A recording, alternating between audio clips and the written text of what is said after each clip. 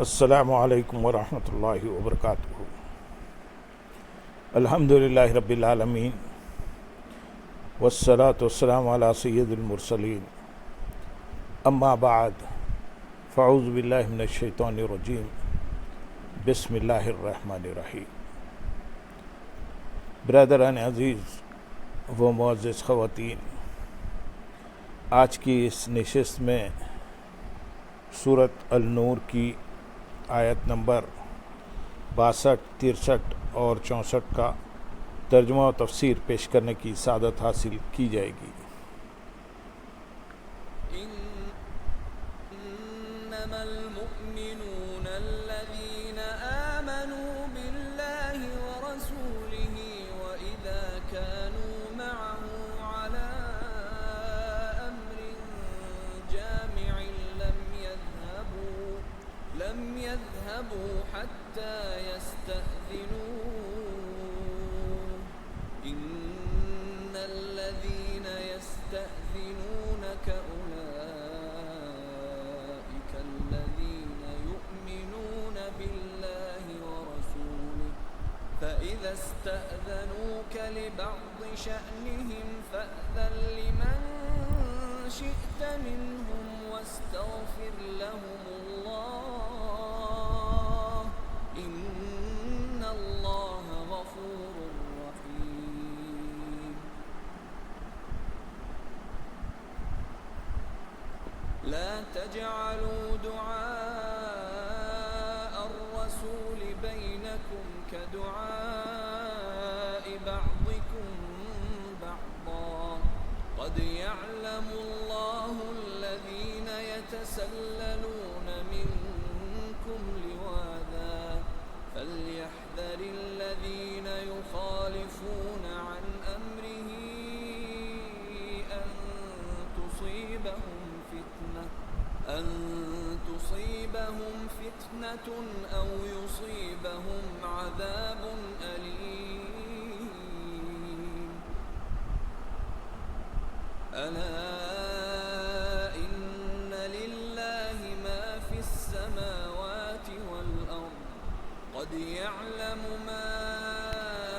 أنتم عليه ويوم يرجعون إليه فينبئهم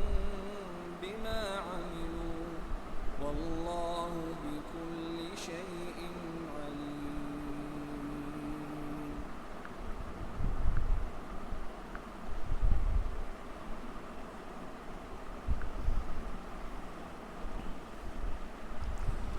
ایمان والے تو وہی ہیں جو اللہ اور اس کے رسول پر ایمان لائے، اور جب کسی ایسے کام پر رسول کے ساتھ ہوں جو انہیں رسول اللہ کی بارگاہ میں جمع کرنے والا ہو تو اس وقت تک نہ جائیں جب تک ان سے اجازت نہ لے لیں۔ بے شک وہ جو آپ سے اجازت مانگتے ہیں وہی ہیں جو اللہ اور اس کے رسول پر ایمان لاتے ہیں۔ پھر اے محبوب، جب وہ اپنے کسی کام کے لیے آپ سے جانے کی اجازت مانگے تو ان میں جسے تم چاہو اجازت دے دو، اور ان کے لیے اللہ سے معافی مانگو، بے شک اللہ بخشنے والا مہربان ہے۔ اس آیت اور اس کے بعد والی آیت سے مقصود مخلص مومنوں کی تعریف اور منافقوں کی مذمت بیان کرنا ہے۔ چنانچہ ارشاد فرمایا کہ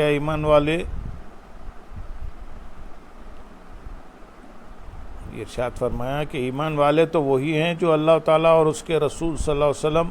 پر ایمان لائیں، اور جب کسی ایسے کام پر رسول اللہ صلی اللہ علیہ وسلم کے ساتھ ہوں جو انہیں رسول اللہ صلی اللہ علیہ وسلم کی بارگاہ میں جمع کرنے والا ہو،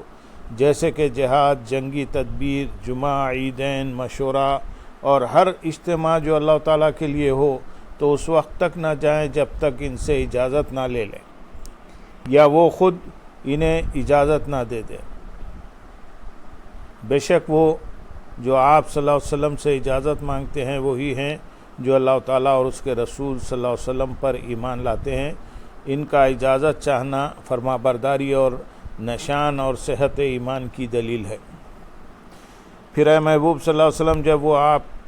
جب وہ اپنے کسی کام کے لیے آپ صلی اللہ علیہ وسلم سے جانے کی اجازت مانگے تو ان میں جسے تم چاہو اجازت دے دو اور ان کے لیے اللہ تعالیٰ سے معافی مانگو، بے شک اللہ تعالیٰ بخشنے والا مہربان ہے۔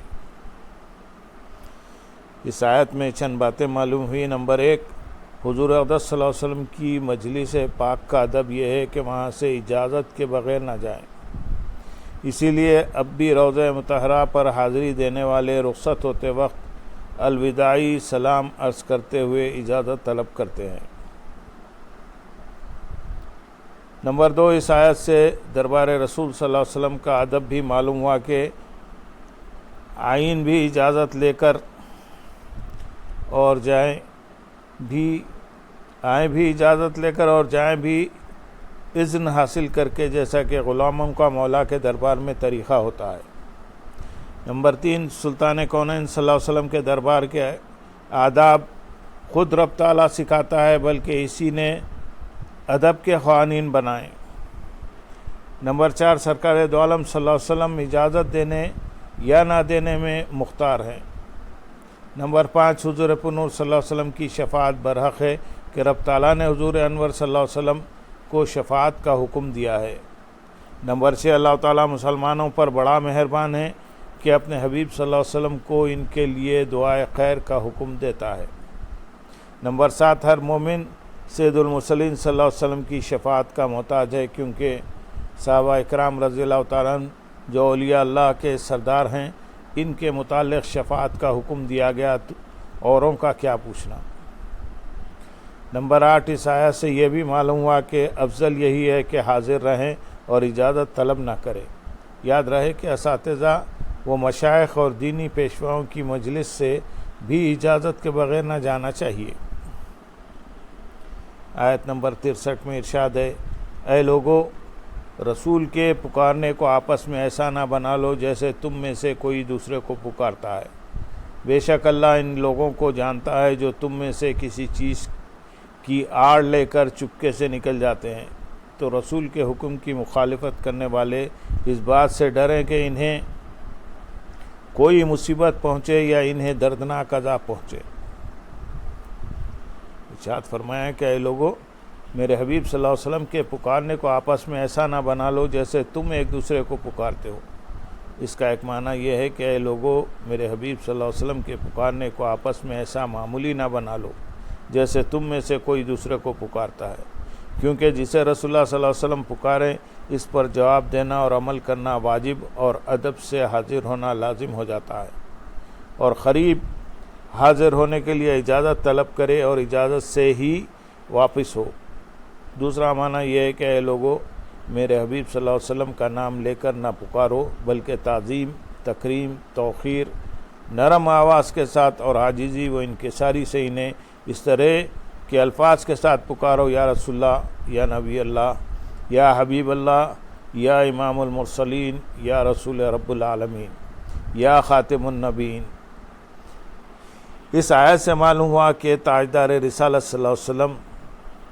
کی ظاہری حیات طیبہ میں اور وصال ظاہری کے بعد بھی انہیں ایسے الفاظ کے ساتھ ندا کرنا جائز نہیں جن میں ادب و تعظیم نہ ہو۔ یہ بھی معلوم ہوا کہ جس نے بارگاہ رسالت صلی اللہ علیہ وسلم کو حقیر سمجھا وہ کافر ہے اور دنیا و آخرت میں ملعون ہے۔ اسی لیے نبی کریم صلی اللہ علیہ وسلم کو یا محمد کہہ کر پکارنے کی اجازت نہیں، لہذا اگر کسی نعت وغیرہ میں اس طرح لکھا ہوا ملے تو اسے تبدیل کر دینا چاہیے۔ حضور اقدس صلی اللہ علیہ وسلم کو یا محمد کہہ کر پکارنے سے متعلق مزید تفصیل صراط الجنان کی جلد نمبر 1 صفحہ 48 پر ملاحظہ فرمائیں۔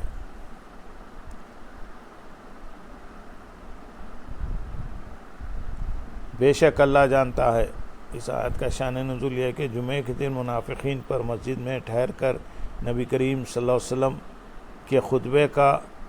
سننا گراں ہوتا تھا، تو وہ چپکے آہستہ آہستہ صحابہ اکرام رضی اللہ تعالیٰ عنہ کی آڑ لے کر سرکتے سرکتے مسجد سے نکل جاتے تھے۔ اس پر یہ آیت کریمہ نازل ہوئی۔ آیت کا خلاصہ یہ ہے کہ بے شک اللہ تعالیٰ ان لوگوں کو جانتا ہے جو تم میں سے کسی چیز کی آڑ لے کر چپکے سے نکل جاتے ہیں،